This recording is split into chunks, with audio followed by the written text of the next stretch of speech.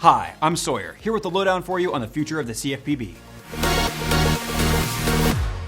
Following months of speculation, the Supreme Court has agreed to hear a case challenging the constitutionality of the CFPB's funding. This all stems from a 2018 case in which a payday lending group sued the CFPB, challenging a payday lending rule, and also asserted that the CFPB had exceeded its authority and had an unconstitutional funding structure. Well, the higher courts agreed with this, and the Fifth Circuit Court of Appeals ruled in October of 2022 that the CFPB's funding structure is unconstitutional. The CFPB had petitioned in November to review the decision by the Fifth Circuit. A three-judge panel of the Fifth Circuit found that the CFPB's funding through the Federal Reserve Board, an executive agency, and not through the annual congressional appropriations, violates the Constitution's separation of powers doctrine. A lot of confusion around this case is centered here, and this is also where most of the disagreements come from. In the US, most federal agencies, like HUD, the Department of Energy, Defense, Agriculture, etc., have budgets determined by Congress, commonly referred to as congressional appropriations. The CFPB, since its inception in 2010,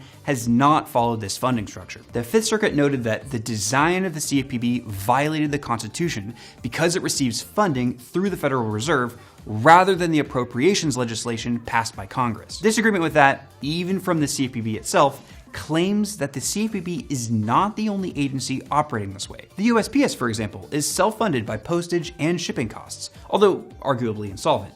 And the FDIC is funded by its own imposed fees. The counterargument is that if constituents want to challenge how much funding the CFPB is getting, how are they able to do that without congressional representation? If your local congressman or woman has no power to change that funding, then it's an unconstitutional structure, according to that view. What do you think will happen? Will the Supreme Court rule against the CFPB? Let us know, as we'd love to hear your thoughts on this huge case. Thanks for watching, and if you want to see more videos like this, you can check out knowledgecoopplus.com. All right, folks, you know what today is? Selection Day. Selection Day! And as the newest hire, you get the opportunity to make the choice. You're telling me I get to make the decision on the main spearhead of this entire operation with no input or oversight. How about advertising? Whoa, whoa, whoa. Don't be so hasty. You get to make the choice. But that's what I did. No. You make the choice by whispering it into a rusty pipe that's in room 308. From there, the listener interprets the choice and sends it to Washington. It just seems so unnecessary. We're just getting started. From Washington, they fax the telegram to the Mojave Desert, where the heat from the desert reveals the invisible ink on the back of the telegram. Once that's done, they take the telegram and send it to Paris. So it goes to France. Paris, Texas. There, the remaining member of the Pinkertons dispatches a carrier pigeon to the sole remaining outpost of the Pony Express.